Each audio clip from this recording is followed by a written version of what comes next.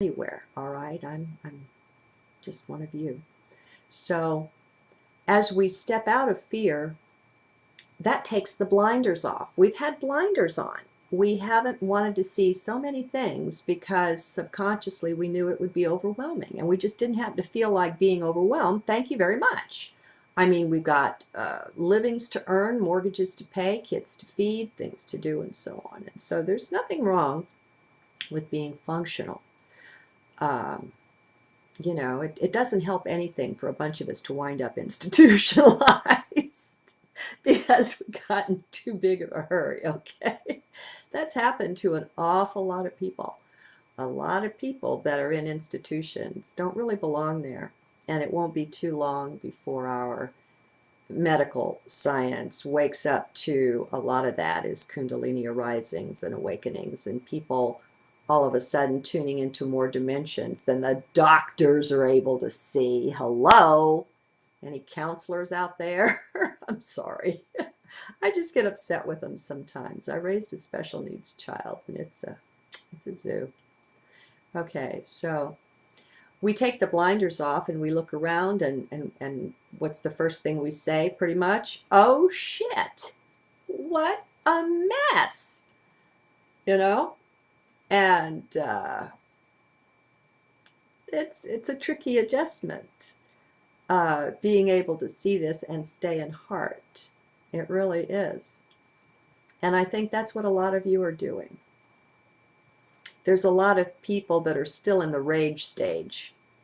And as long as you don't take that into action, you're fine with that. That's just great. You're working through your own energies, and with that energy, you're burning through. You're cutting. You're slashing away everything that ever held you down, tied you down, all that stuff, and that's fine. Be careful about applying the rage to others around you. I mean, you can look and you can see stuff, but be very in heart with it when you comment, okay? And when you share your vision with people. Follow your heart. There's no way of knowing or telling where that will lead. One time, I have been amazed before, because I had been actually taken into what looked like a bit of a temper tantrum on my part. And it was amazing as I'm watching this going down, and I'm sounding very, very upset. And what was amazing was how peaceful I was on the inside, I wasn't upset at all. But here I was. It was really like, well, it wasn't like playing, I don't know. It was strange, okay? It was just strange. So you don't know where your heart is going to lead you. And sometimes that intensity is what's needed to cut through something. So we just don't know, and we can't know. The mind can't know these things, because if I was doing that as a play acting, pretending to be upset, oh man, that's BS. That's the mind trying to get in there and say, oh, I'm an illumined one. You've heard perhaps of the enlightened ego. Egos do try to be enlightened, and they fool a lot of people, but usually, people wake up at some point and they see, darn, this is ridiculous, and they have a good laugh, and then they're over that. See, that's the thing about being overwhelmed. That's mind. That's purely mind. When we're overwhelmed by what we're looking at, and the ugliness and the darkness and the terribleness, I mean, it's real in its illusory way. Everything's illusion, but it's also real. Come on, we got to have both sides of the coin. If you're with me, both are true. It's as real as it can be on the one hand, and on the other hand, it's an illusion. And neither one of these is more accurate or more true than the other. They're just both sides of the same coin. So we look around at the dolphin slaughter, at the starving, at the kids in the porno rings, and just the terrible things, the way we're treated like puppets and made to go to war with each other and all this kind of thing. And we see the people around us, how they're bemused by so much that we see through now. And it can be tempting to just be overwhelmed and depressed. Well, here's the beauty of that. It's all mind, and mind can be walked away from. Mind thinks you have to work through things sequentially, that you have to go get counseling and go again and again, that you have to go through a process. Well, processes are really good, and they work as long as they work and as long as they're needed. Again, you've got to follow your heart.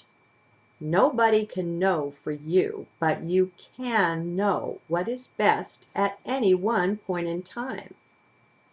And you can't get attached to it because, you know, it's going to be different tomorrow or the next day or week or month or year or whatever it is, the next minute, whatever.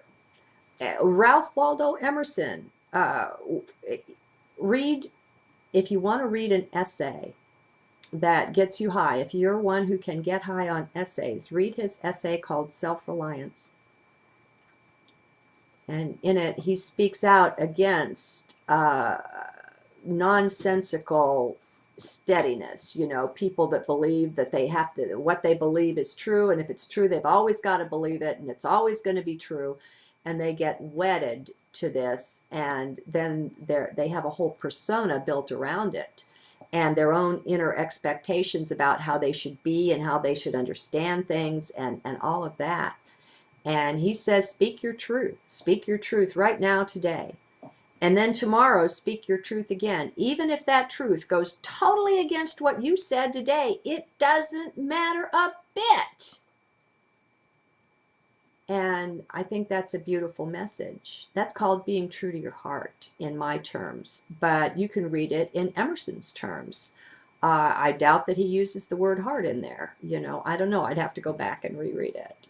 As we awaken and as we make these big drastic changes within ourselves, we're truly different, folks. And when we go back and look at something, even if it's something we knew and knew well or thought we did, oh my goodness, everything's new.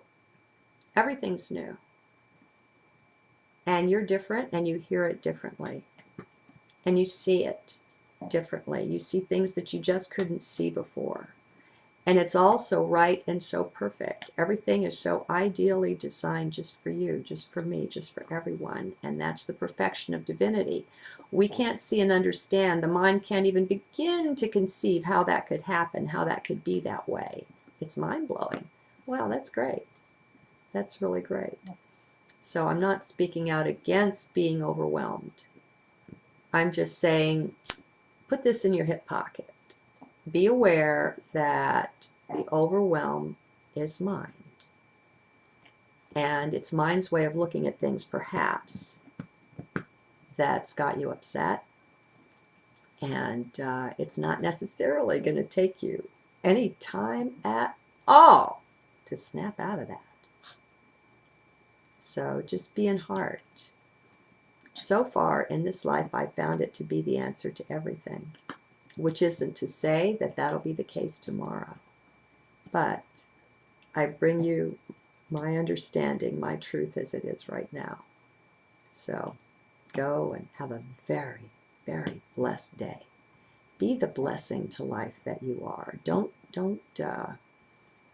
turn just in and don't turn just outward, you know. Don't seek to be just blessed and don't seek to be just a blessing. Do what you can to walk the tightrope of that. The heart is perfectly balanced right there between. And you'll find blessings abounding. And you'll find, too, that there is no inside, no outside. That's distinguishable. You'll just know.